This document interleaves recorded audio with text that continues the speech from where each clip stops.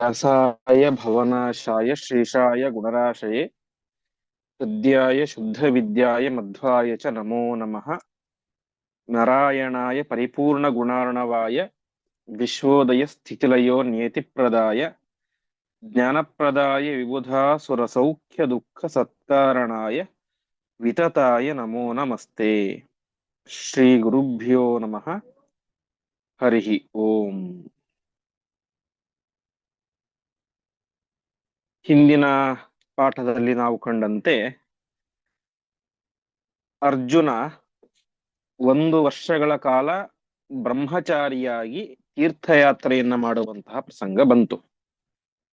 ಆ ರೀತಿಯಾಗಿ ಮಾಡ್ತಾ ಇರಬೇಕಾದ್ರೆ ಒಂದು ಸಲ ಅವನು ದ್ಯುನದ್ಯಾಂ ದೇವ ನದಿಯಾದಂತಹ ಗಂಗಾ ನದಿಯಲ್ಲಿ ಸ್ನಾನವನ್ನು ಮಾಡ್ತಾ ಇದ್ದ. ಆವಾಗ ಉಲೂಪಿ ಎನ್ನುವಂತಹ ನಾಗಕನ್ನೆ ಅವನನ್ನ ತನ್ನ ಮಾಯಾವಿದ್ಯೆಯಿಂದಾಗಿ ನಾಗಲೋಕಕ್ಕೆ ಎಳೆದುಕೊಂಡು ಹೋಗಿ ನನ್ನಲ್ಲಿ ನೀನು ಪುತ್ರೋತ್ಪತ್ತಿಯನ್ನು ಮಾಡಬೇಕು ಅಂತ ಪ್ರಾರ್ಥನೆ ಮಾಡ್ತಾಳೆ. ಅದಕ್ಕನುಗುಣವಾಗಿ ಅವಳ ತಂದೆಯಾದಂತಹ ಧೃತರಾಷ್ಟ್ರ ಎನ್ನುವಂತಹ ವ್ಯಕ್ತಿ ಕೂಡ ಪ್ರಾರ್ಥನೆ ಮಾಡ್ತಾನೆ. ಮತ್ತೆ ಮತ್ತೆ ಪ್ರಾರ್ಥನೆ ಮಾಡಿದ್ರಿಂದಾಗಿ ಅವಳ ಮೇಲಿನ ಕಾರುಣ್ಯದಿಂದಾಗಿ ಅರ್ಜುನ ಅವಳಲ್ಲಿ ಇರಾಬಾನ್ ಎನ್ನುವಂತಹ ಪುತ್ರನನ್ನ ಹುಟ್ಟಿಸಿದ. ಅವನು ನಾಗರಾಗಿಯೇ ಜನಿಸಿದ. ಯಾಕೆಂದ್ರೆ ಮಾತುರ್ಜಾತಿ ಪಿತುರ್ಗುಣಃ ಅಂತ ಹುಟ್ಟಿದ ಮಗುವಿಗೆ ತಾಯಿಯ ಜಾತಿ ಬರುತ್ತೆ, ತಂದೆ ಗುಣಗಳು ಬರ್ತವೆ. ಇದು ಬಹುತೇಕ ಸಾಮಾನ್ಯ. ಕೆಲವೊಂದ್ಸಲ ಅದಕ್ಕೆ ವಿರೋಧವು ಕೂಡ ನಮಗೆ ಕಾಣಿಸುತ್ತೆ. ಅದನ್ನು ವಿಶೇಷವಾಗಿ ವರದರಾಜಾಚಾರ್ಯರು, ತತ್ವನಿರ್ಣಯಕ್ಕೆ ವ್ಯಾಖ್ಯಾನ ಬರೆದಂತಹ ವರದರಾಜಾಚಾರ್ಯರು ತಮ್ಮ ವ್ಯಾಖ್ಯಾನದಲ್ಲಿ ಅದನ್ನ ತಿಳಿಸ್ತಾರೆ. ಎಲ್ಲೆಲ್ಲಿ ಆ ರೀತಿಯಾದಂತಹ ವಿರೋಧ ಎಂಬುದು ಇದೆ ಅಂತ. ಅದಕ್ಕೆ ಹೇಳ್ತಾರೆ, ಯಾವುದು ಸತ್ಯವತಿ ವೇದವ್ಯಾಸರ ವಿಚಾರ ಬರುತ್ತೆ. ಸತ್ಯವತಿ ವಾಸ್ತವಿಕವಾಗಿ ಯಾರು? ಅವಳೊಬ್ಬ ಕ್ಷತ್ರಿಯ ಸ್ತ್ರೀ, ಆದ್ರೆ ಮದುವೆಯಾಗಿದ್ದು ಪರಾಶರರನ್ನ. ಹಾಗಾಗಿ ಅಲ್ಲಿ ಹುಟ್ಟಿದಂತಹ ವೇದವ್ಯಾಸ ದೇವರೇನಾದ್ರು ಬ್ರಾಹ್ಮಣರಾದರು, ಋಷಿಗಳಾದರು, ವೇದ ವಿಭಾಗ ಮಾಡಿದ್ರು, ಅದೆಲ್ಲ ಆಯ್ತು, ಮುಂದೆ ಆಗುತ್ತೆ. ಆದ್ರೆ ಅವರಿಗೆ ವಾಸ್ತವಿಕವಾಗಿ ಏನ್ ಬರ್ಬೇಕಾಗಿತ್ತು? ಕ್ಷತ್ರಿಯ ಜಾತಿ ಬರಬೇಕಾಗಿತ್ತು. ಯಾಕಂದ್ರೆ ತಾಯಿ ಸತ್ಯವತಿ ಕ್ಷತ್ರಿಯ, ಆದ್ರೂ ಕೂಡ ಬರಲಿಲ್ಲ. ಹೀಗೆ ಕೆಲವೊಂದು ಕಡೆ ವಿರೋಧಗಳು ಇದ್ದಾವೆ ಎಂಬುದಾಗಿ ತೋರಿಸ್ತಾರೆ. ಅದೇ ರೀತಿಯಾಗಿ ಇಲ್ಲಿ ಋತು ಪ್ರಹ್ಲಾದಾದಿ ವ್ಯಾವೃತ್ಯರ್ಥಂ ಪ್ರಾಯಶಃ ಐತಿ ಪಿತುರ್ಗುಣಾಹ ಅಂತ ಹೇಳಿದ್ರು, ತಂದೆಯ ಗುಣಗಳು ಬರಬೇಕು ಅಂತ. ಆದರೆ ನಮಗೆ ಇವನ್ನ ನೋಡ್ತೇವೆ, ಯಾರನ್ನ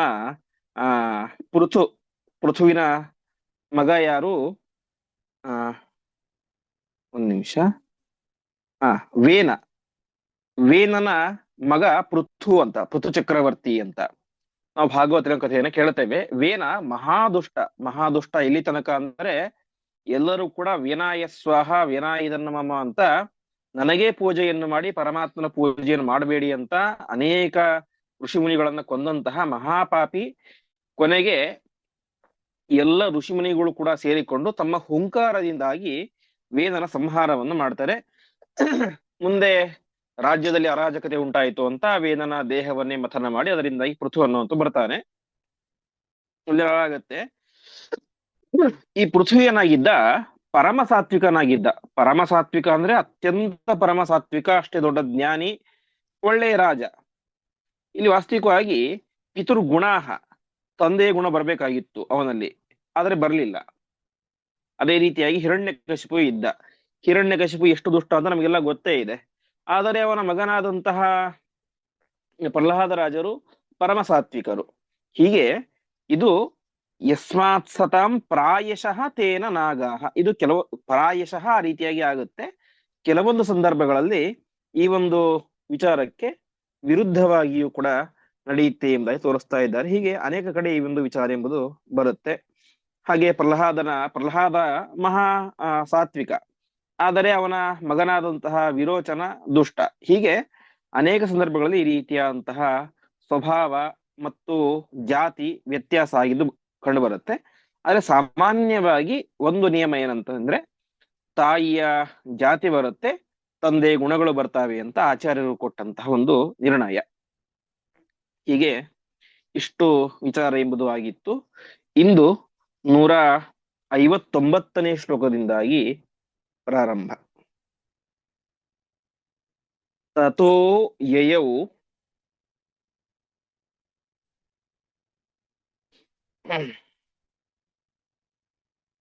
ಅರ್ಜುನಃ ತೀರ್ಥಯಾತ್ರಾ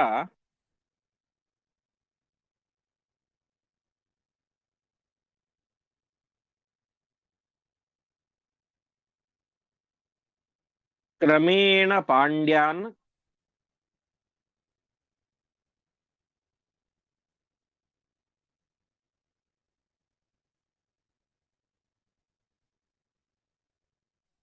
ತನಯೋಸ್ಯ ಮಾತ್ರ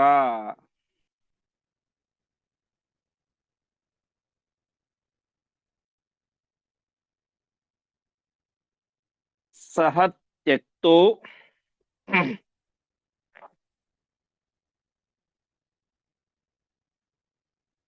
ಭುಜಗೈರ್ದೇವಲೋಕೆ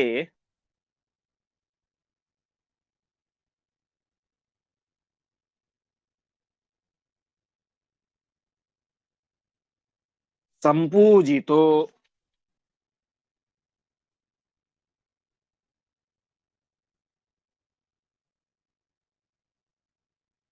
ನ್ಯವಸದ್ದೇವತೈಶ್ಚ.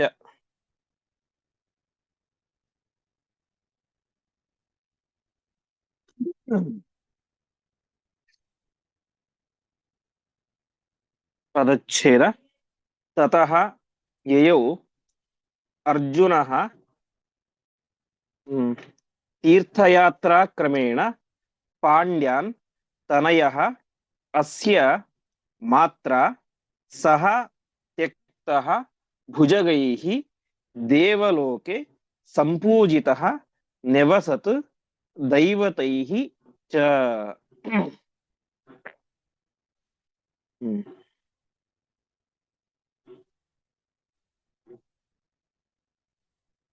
ಹೀಗೆ ಒಟ್ಟಿನಲ್ಲಿ ಉಲೂಪಿಯಲ್ಲಿ ಅರ್ಜುನ ಇರಾವಂತ್ ಎನ್ನುವಂತಹ ಮಗನನ್ನ ಪಡೆದ. ಇರಾವಾನ್ ಎನ್ನುವಂತಹ ಮಗನನ್ನ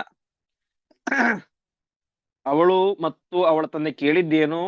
ಕೇವಲ ಪುತ್ರೋತ್ಪಾದನೆ ಆಗಬೇಕು ಅಂತ ಕೇಳಿದ್ದು. ಹಾಗಾಗಿ ಮಗನನ್ನು ಹುಟ್ಟಿಸಿದ, ತನ್ನ ಪಾಡಿಗೆ ತಾನು ಹೊರಟು ಬಿಟ್ಟ. ಅವಳ ಮೇಲೆ ಆಗಲಿ ಅವನ ಮೇಲೆ ಆಗಲಿ ಯಾವುದೇ ರೀತಿಯಂತ ಅಧಿಕಾರವನ್ನಾಗಲಿ ಅಭಿಮಾನವನ್ನಾಗಲಿ ಲಾಲಸೆಯನ್ನಾಗಲಿ ತೋರಿಸಲಿಲ್ಲ. ತನ್ನ ತೀರ್ಥಯಾತ್ರೆ ಮತ್ತೆ ಮುಂದುವರಿಸಿದ. ಹೀಗೆ ಅವನು ಮುಂದೆ ತೀರ್ಥಯಾತ್ರೆಯನ್ನು ಮಾಡ್ತಾ ಪಾಂಡ್ಯಾನ್ ಎಲ್ಲಿ ಹೋದ? ಪಾಂಡ್ಯ ದೇಶಕ್ಕೆ ಹೋದ. ಪಾಂಡ್ಯ ದೇಶ ಅಂತ ಹೇಳಿದ್ರೆ ಇವತ್ತಿನ ತಮಿಳುನಾಡು. ಇವತ್ತು ಕೂಡ ಅಲ್ಲಿ ಪಾಂಡಿಯನ್ ಅಂತೆಲ್ಲ ಅನೇಕ ಪಂಗಡಗಳಿದ್ದಾವೆ. ಹೀಗೆ ಅಂತಹ ಪಾಂಡ್ಯ ದೇಶಕ್ಕೆ ಅವನು ತೀರ್ಥಯಾತ್ರಕವದಿಂದಾಗಿ ಹೊರಟ. ಈ ಕಡೆ ಏನಾಯ್ತು? ಭುಜಗೈಹಿ, ಭುಜಗಲೋಕ ಅಂದ್ರೆ ನಾಗಲೋಕದಲ್ಲಿ ಇದ್ದಿದ್ದವರೆಲ್ಲ ಯಾರು? ಉಲೂಪಿ ಮತ್ತು ಇರಾವಾನ್ ಅವರೆಲ್ಲ ಅಲ್ಲಿ ಇದ್ದದ್ದು. ಅಲ್ಲಿ ಏನಾಗ್ಬಿಡ್ತು? ಆ ನಾಗಲೋಕದಲ್ಲಿ ಇದ್ದಂತಹ ಎಲ್ಲ ಜನರು ಕೂಡ ಇವರಿಬ್ಬರಿಗೂ ಕೂಡ ಬಹಿಷ್ಕಾರ ಹಾಕ್ಬಿಟ್ರು ಅಂತೆ. ಯಾರಿಗೆ? ಉಲೂಪಿಗೆ ಮತ್ತು ಇರಾವಾನ್ಗೆ. ಯಾಕೆಂದ್ರೆ ನಾವು ನಾಗರು, ನೀನೇ ಮಾಡಿದಿ ನಮಗಿಂತ ಭಿನ್ನನಾದಂತಹ, ನಮ್ಮ ಜಾತಿಯೇ ಅಲ್ಲದೆ ಇರುವಂತಹ ಒಬ್ಬ ಮನುಷ್ಯನಿಂದಾಗಿ ನೀನೇ ಮಾಡಿದಿ ಮಗನನ್ನ ಪಡೆದಿದ್ದೀಯ. ಅಷ್ಟು ಮಾತ್ರ ಅಲ್ಲ, ಆ ವಿಧವಾಯಾಮ್ ಜಾತತ್ವ, ನೀನು ಒಬ್ಬ ವಿಧವೆ, ನೀನು ಅವನಲ್ಲಿ ಮಗನನ್ನ ಪಡೆದಿದ್ದೀಯ. ಪಡೆದಿದ್ದು ಕೂಡ ಮನುಷ್ಯನಿಂದಾಗಿ. ಹಾಗಾಗಿ ನೀನು ಇಲ್ಲಿ ಇರುವುದು ಸರಿಯಲ್ಲ ಅಂತ ಏನ್ ಮಾಡಿದ್ರು, ಎಲ್ಲರೂ ಕೂಡ ಸೇರಿಕೊಂಡು ಆ ತಾಯಿ ಮಗನಿಗೆ ಬಹಿಷ್ಕಾರವನ್ನ ಹಾಕಿಬಿಟ್ರು. ಸಹತ್ಯಕ್ತಃ, ಅವರಿಬ್ಬರು ಕೂಡ ಏನು ಅವರಿಗೆ ಬಹಿಷ್ಕಾರ ಹಾಕ್ಬಿಟ್ಟು ಅವರು ನಾಗಲೋಕವನ್ನ ಬಿಡುವಂತಹ ಪ್ರಸಂಗ ಬಂತು. ನೋಡಿ ಧರ್ಮ ಎಷ್ಟು ಸೂಕ್ಷ್ಮವಾಗಿದೆ ಅಂತ ಹೇಳಿದ್ರೆ, ನಾಗಗಳು ವಿಧವಾ ಸ್ತ್ರೀಯಲ್ಲಿ ಹುಟ್ಟಿದಂತಹ ಮಗ ಮತ್ತು ಆ ಒಬ್ಬ ಮನುಷ್ಯನಿಂದ ಹುಟ್ಟಿದಂತಹ ಮಗ ಅಂತ ಉಲೂಪಿಯನ್ನ ಮತ್ತು ಇರಾವಾನ್ನನ್ನ ಬಹಿಷ್ಕಾರ ಮಾಡಿದರೆ, ದೇವತೆಗಳು ಏನ್ ಮಾಡಿದರು? ಅವನನ್ನ ಸ್ವರ್ಗಲೋಕಕ್ಕೆ ಕರೆಸಿಕೊಂಡು ಅವನಿಗೆ ವಿಶೇಷವಾದಂತಹ ಸತ್ಕಾರವನ್ನು ಮಾಡಿದರು ಅಂತೆ. ಸಹತ್ಯಕ್ತಃ ಭುಜಗೈಹಿ, ಭುಜಗಗಳು, ಸರ್ಪಗಳು, ನಾಗಗಳು ಅವನಿಗೆ ತಿರಸ್ಕಾರವನ್ನ ಮಾಡಿದರೆ, ಬಹಿಷ್ಕಾರವನ್ನು ಹಾಕಿದರೆ, ಅವನು ದೇವಲೋಕೆ ದೈವತೈಹಿ ಸಂಪೂಜಿತ ನೆವಸತ್, ದೇವಲೋಕದಲ್ಲಿ ವಾಸ ಮಾಡಿದ, ಬರೀ ವಾಸ ಅಲ್ಲ, ಸಂಪೂಜಿತ ದೈವತೈಹಿ, ದೇವತೆಗಳು ಅವನಿಗೆ ಮತ್ತು ಅವಳಿಗೆ, ಯಾರಿಗೆ, ಉಲೂಪಿಗೆ ವಿಶೇಷವಾದಂತಹ ಸತ್ಕಾರವನ್ನು ಮಾಡಿ ಅಲ್ಲಿ ವಾಸ ಮಾಡಿಕೊಂಡಿದ್ದ ಅಂತ ತಿಳಿಸ್ತಾರೆ. ಹಾಗಾಗಿ ಈ ವಿಚಾರದಲ್ಲಿ ಯಾವುದೇ ರೀತಿಯಾದಂತಹ ತಪ್ಪು ಅನ್ನೋದಿಲ್ಲ ಅಂತ. ಒಂದು ವೇಳೆ ಅರ್ಜುನ ಅವಳನ್ನ ಮದುವೆಯಾಗಿದ್ದರೆ ಅದು ವಿಧವಾ ವಿವಾಹ ದೋಷ ಆಗ್ತಾ ಇತ್ತು. ಆದರೆ ಆಗಿನ ಕಾಲದಲ್ಲಿ ಪ್ರಸ್ತುತವಾಗಿದ್ದಂತಹ ಒಂದೇನು ಆ ಒಂದು ಪದ್ಧತಿಯಿಂದಾಗಿ ಅವನು ಮಕ್ಕಳನ್ನ ಹುಟ್ಟಿಸಿದ.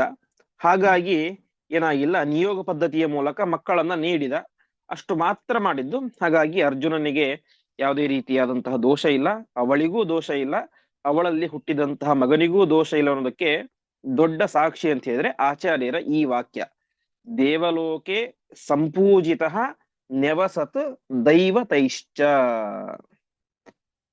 ಹೀಗೆ ಒಟ್ಟಿನಲ್ಲಿ ಆ ನಾಗಗಳಿಗೆ ಅಷ್ಟು ಜ್ಞಾನ ಇಲ್ಲ, ಹಾಗಾಗಿ ಅವರು ಪರಿತ್ಯಾಗ ಮಾಡಿದರು, ಬಹಿಷ್ಕಾರ ಹಾಕಿದರು. ಆದರೆ ದೇವತೆಗಳಿಗೆ ಉತ್ತಮವಾದಂತಹ ಜ್ಞಾನ ಇದೆ. ಅಂತಹ ಆ ಜ್ಞಾನಿಗಳಾದಂತಹ ದೇವತೆಗಳು ಅವರನ್ನ ಅವಶ್ಯವಾಗಿ ಸ್ವೀಕಾರ ಮಾಡಿ, ನಮ್ಮ ಇಂದ್ರನ ಮಗ, ಯಾಕೆ ಅರ್ಜುನ ಯಾರು, ಇಂದ್ರನ ಅವತಾರ, ಹಾಗಾಗಿ ಇಂದ್ರನ ಪುತ್ರ ಎನ್ನುವಂತಹ ಪ್ರೀತಿಯಿಂದಾಗಿ ಮತ್ತು ಯಾವುದೇ ರೀತಿಯಾದಂತಹ ದೋಷವೂ ಇಲ್ಲ ಎನ್ನುವಂತಹ ಭಾವನೆಯಿಂದಾಗಿ ಅವನನ್ನ ಸ್ವೀಕಾರ ಮಾಡಿದರು. ಮುಂದೆ ಸತ್ಯಾತ್ಯಯಾನ್ನೈವ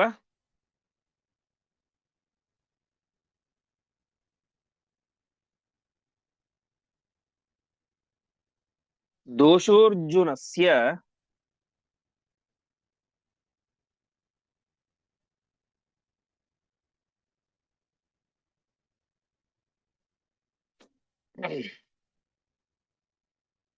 ತೇಜೀಯಸಃ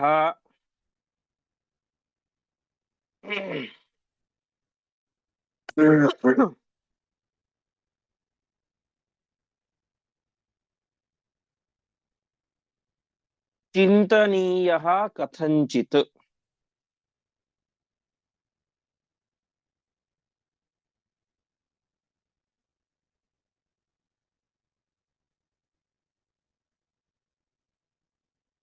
ಶ್ರೇಷ್ಠಾಪರಾಧಾತ್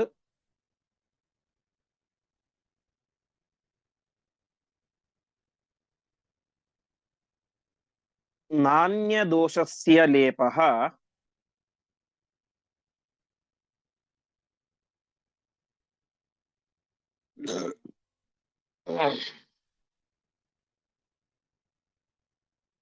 ತೇಜೀಯಸಾಂ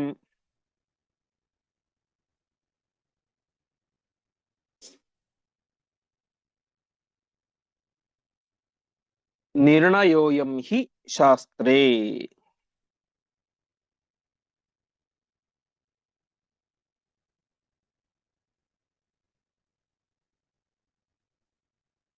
ಪದಚ್ಛೇದ ಸತ್ಯಾತ್ಯಯಾತ್ ನ ಏವ ದೋಷಃ ಅರ್ಜುನಸ್ಯ ತೇಜೀಯಸಃ ಚಿಂತನೀಯಃ ಕಥಂಚಿತ್.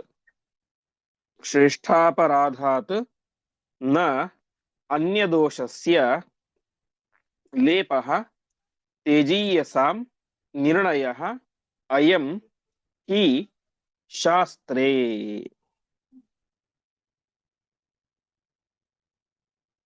ಇಲ್ಲಿ ನಮ್ಮ ನಿಮ್ಮಂತಹ ಸಾಮಾನ್ಯರಿಗೆ ಬರುವಂತಹ ಒಂದು ದೊಡ್ಡ ಪ್ರಶ್ನೆ, ಅರ್ಜುನನಿಗೆ ದೋಷ ಬಂತಲ್ವಾ ಅಂತ. ಯಾವ ರೀತಿಯಾದಂತಹ ದೋಷ? ಒಟ್ಟು ಎರಡು ರೀತಿಯಾದಂತಹ ದೋಷ.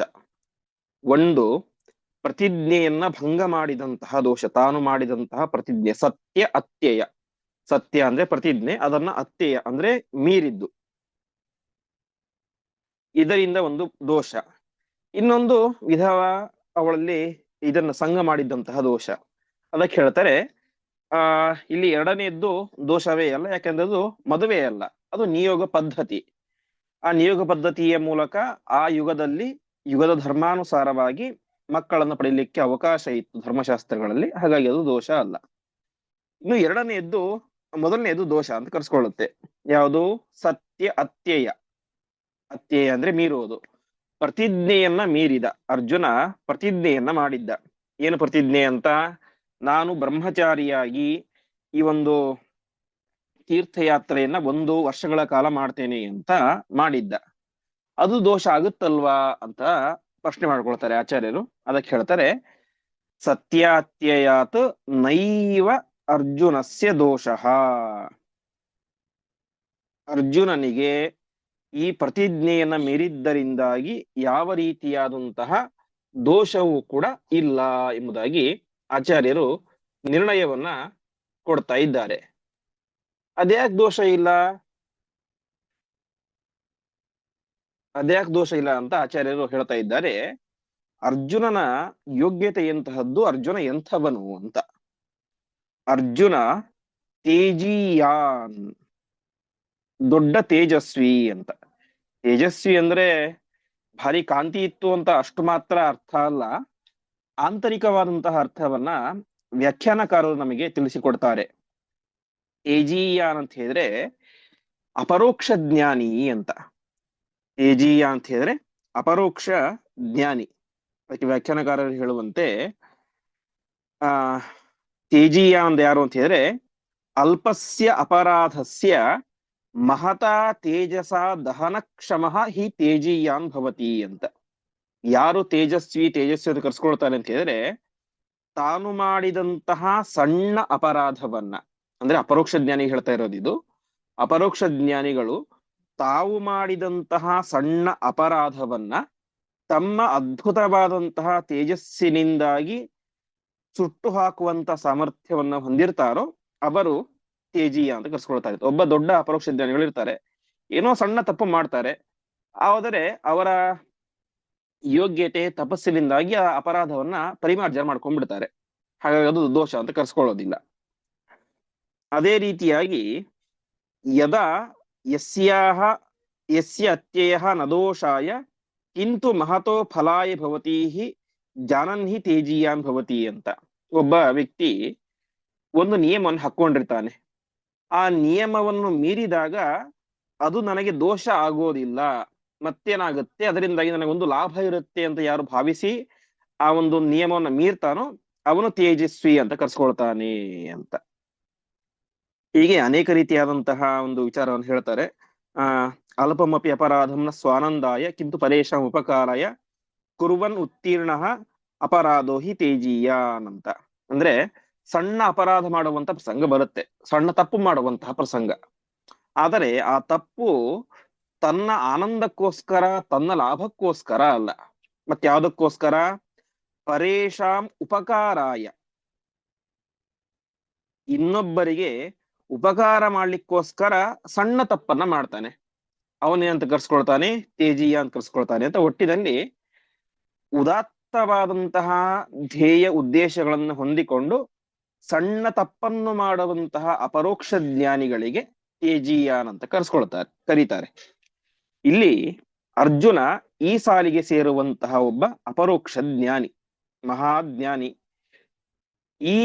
ಇವನು ಅರ್ಜುನ ಅಪರೋಕ್ಷ ಜ್ಞಾನಿ ಆಗಿದ್ದಾನೆ. ಹಾಗಾಗಿ ಅಪರೋಕ್ಷ ಜ್ಞಾನಿಯಾದಂತಹ ಅರ್ಜುನನಿಗೆ ಯಾವ ದೋಷವನ್ನು ಕೂಡ ನಾವು ನೈವ ಚಿಂತನೀಯ, ಸರ್ವಥಾ ನಾವು ಯಾವ ರೀತಿಯಿಂದಲೂ ಕೂಡ ದೋಷ ಬಂತು ಅಂತ ಸರ್ವಥಾ ಭಾವಿಸಬಾರದು. ಯಾಕೆ ಭಾವಿಸಬಾರದು ಅಂತ ಹೇಳಿದ್ರೆ, ತೇಜೀಯಸಾಂ ಅಪರೋಕ್ಷ ಜ್ಞಾನಿಗಳಿಗೆ ಯಾವ ದೋಷ ಲೇಪ ಆಗುತ್ತೆ ಅಂತ. ಇಲ್ಲಿ ತಪ್ಪು ಮಾಡಿಲ್ಲ ಅಂತ ಅರ್ಥ ಅಲ್ಲ, ತಪ್ಪಾಗಿದೆ, ಆದರೆ ತಪ್ಪಿಂದ ಬಂದಂತಹ ಪಾಪ ಲೇಪ ಅವನಿಗೆ ಆಗೋದಿಲ್ಲ ಅಂತ ಅರ್ಜುನನಿಗೆ. ಯಾಕೆ ಅಂತಂದ್ರೆ ತೇಜೀಯಸಾಂ ಶ್ರೇಷ್ಠಾಪರಾಧಾತ್ ಅನ್ಯ ದೋಷಸ್ಯ ಲೇಪಃ ನ. ಅಪರೋಕ್ಷ ಜ್ಞಾನಿಗಳಿಗೆ ಯಾವ ಪಾಪ ಲೇಪ ಆಗುತ್ತೆ ಅಂತ ಹೇಳಿದ್ರೆ, ಶ್ರೇಷ್ಠಾಪರಾಧ, ತಮಗಿಂತ ಉತ್ತಮರಾದಂತಹ ಜ್ಞಾನಿಗಳಿಗೆ ದ್ರೋಹವನ್ನ ಬಗೆದರೆ, ಅವರಿಗೆ ಮೋಸವನ್ನ ಮಾಡಿದರೆ, ಅವರಲ್ಲಿ ಅಪರಾಧವನ್ನು ಮಾಡಿದರೆ ಏನಾಗುತ್ತೆ? ಆ ಪಾಪ ಮಾತ್ರ ಅವರಿಗೆ ಲೇಪ ಆಗುತ್ತೆ. ಅಪರೋಕ್ಷ ಜ್ಞಾನಿಗಳಿಗೆ ತಮಗಿಂತ ಉತ್ತಮರಿಗೆ ಏನಾದರೂ ಕೂಡ ಅಪರಾಧವನ್ನು ಮಾಡಿದರೆ ಆ ರೀತಿಯಾದಂತಹ ಪಾಪ ಮಾತ್ರ ಅವರಿಗೆ ಲೇಪ ಆಗುತ್ತೆ.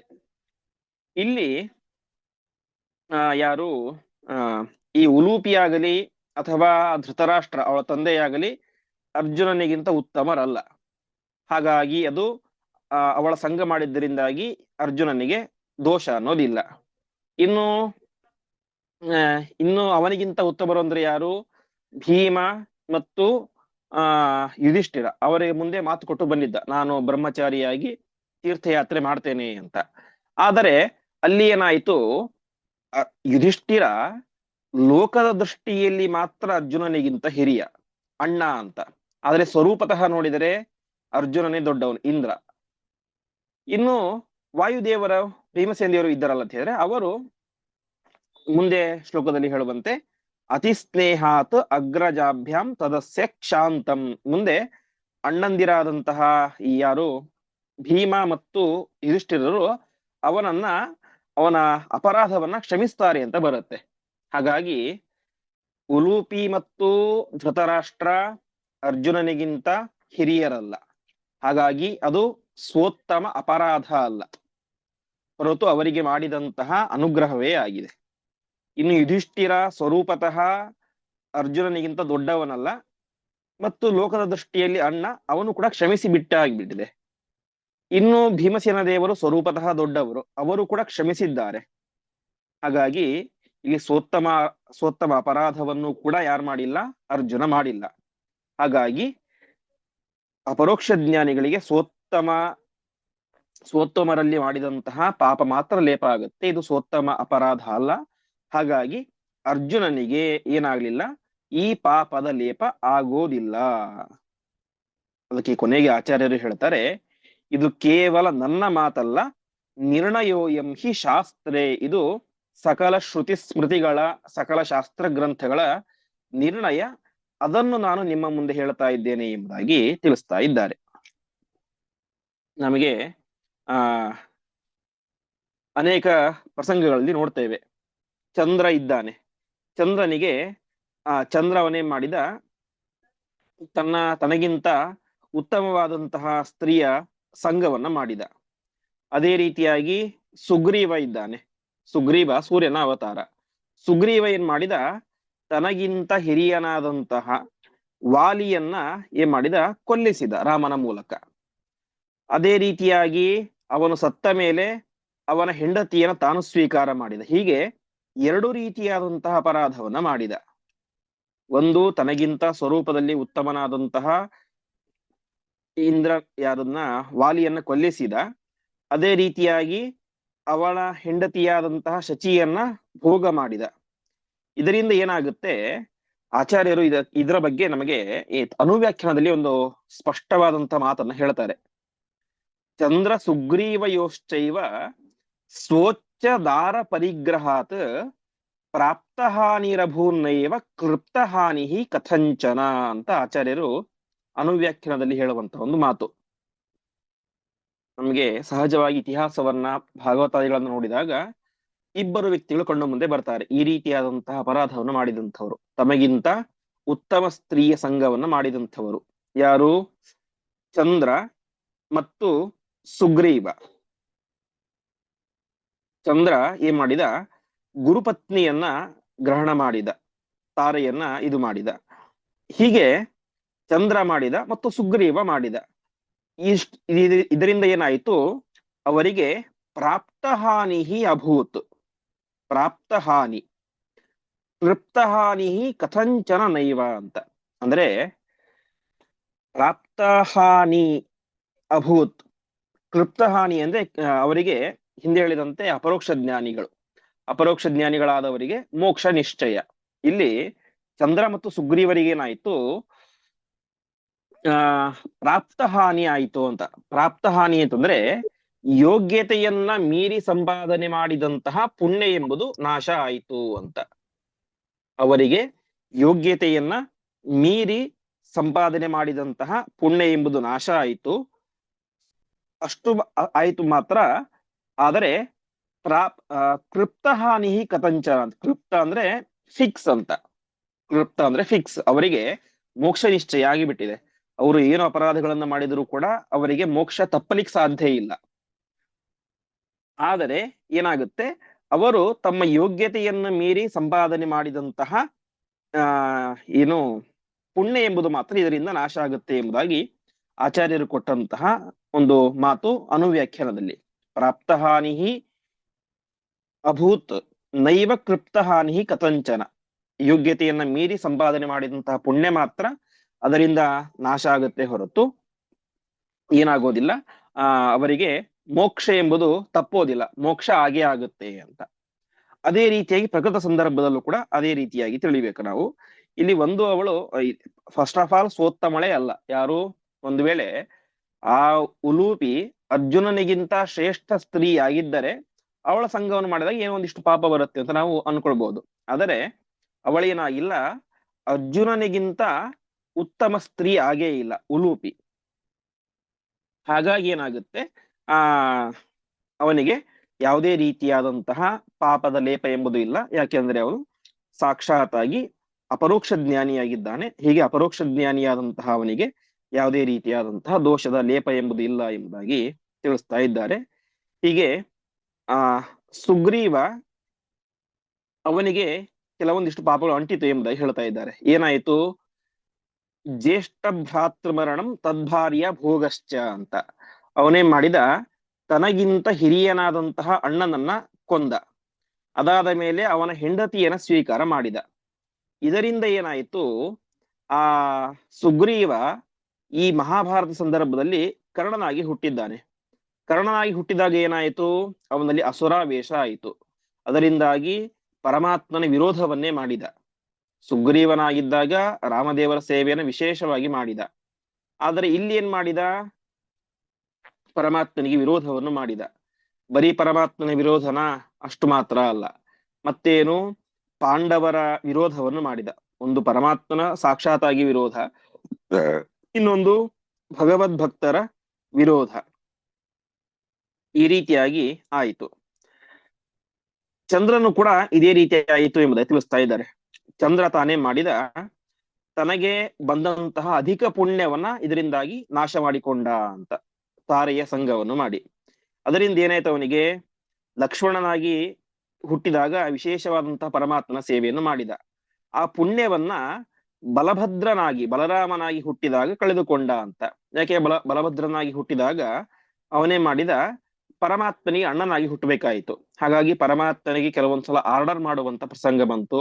ಮತ್ತು ನಾವು ಸೆವಂತಕಮಣಿಯ ಪ್ರಸಂಗದಲ್ಲಿ ನೋಡಿದಾಗ ಪರಮಾತ್ಮನಿಗೆ ವಿರೋಧವನ್ನು ಕೂಡ ಅವನು ಮಾಡ್ತಾನೆ. ಹೀಗೆ ಒಟ್ಟಿನಲ್ಲಿ ಅಪರೋಕ್ಷ ಜ್ಞಾನಿಗಳು ಸ್ವೋತ್ತಮರಲ್ಲಿ ಅಪರಾಧವನ್ನ ಮಾಡಿದರೆ ಆವಾಗ ಮಾತ್ರ ಅದು ಲೇಪ ಆಗುತ್ತೆ. ಇಲ್ಲಿ ಚಂದ್ರ ಮತ್ತು ಸುಗ್ರೀವ ಇಬ್ಬರೂ ಕೂಡ ಅವರೇ ಮಾಡಿದ್ರು ಸ್ವೋತ್ತಮ ಅಪರಾಧವನ್ನ ಮಾಡಿದರು. ಯಾಕೆಂದ್ರೆ ಅವರಿಗಿಂತ ಉತ್ತಮರಾದಂತಹ ಚಂದ್ರ ತಾರೆಯ ಸಂಘವನ್ನು ಮಾಡಿದ, ಬೃಹಸ್ಪತ್ಯಾಚಾರ್ಯರ ಪತ್ನಿಯಾದಂತಹ ತಾರೆಯ ಸಂಘ. ಮತ್ತು ಸುಗ್ರೀವನು ಕೂಡ ಅವನು ಕೂಡ ಮಾಡಿದ್ದು ತಾರಾ ಸಂಘ, ಆದರೆ ಅವನು ವಾಲಿಯ ಹೆಂಡತಿ. ಹೀಗೆ ವಾಲಿಯ ಪತ್ನಿಯ ಸಂಘವನ್ನ ಸುಗ್ರೀವ ಮಾಡಿದ. ಚಂದ್ರ ತನ್ನ ಗುರುಪತ್ನಿಯ ಸಂಘವನ್ನೇ ಮಾಡಿದ. ಇದರಿಂದಾಗಿ ಅವ್ರಿಗೆ ಏನಾಯ್ತು, ಪಾಪ ಬಂತು. ಆದರೆ ಏನ್ ಬರ್ಲಿಲ್ಲ, ಮೋಕ್ಷ ಎಂಬುದು ತಪ್ಪಲಿಲ್ಲ, ಮೋಕ್ಷ ನಿಶ್ಚಯ. ಆದರೆ ಯೋಗ್ಯತೆಯನ್ನ ಮೀರಿ ಮಾಡಿದಂತಹ ಪುಣ್ಯ ಎಂಬುದು ನಾಶ ಆಯಿತು. ಅದರಿಂದಾಗಿ ಅವರೇನಾದ್ರು ಕರ್ಣನಾಗಿ ಹುಟ್ಟಿದಾಗ ಮತ್ತು ಬಲರಾಮನಾಗಿ ಹುಟ್ಟಿದಾಗ ಅವರು ಪರಮಾತ್ಮನನ್ನ, ಕರ್ಣನಂತರೂ ಪರಮಾತ್ಮನ ದೇಶವನ್ನು ಮಾಡಿದ, ಆದರೆ ಅಂತರಂಗದಲ್ಲಿ ಸ್ವಲ್ಪ ಭಕ್ತಿ ಇತ್ತು.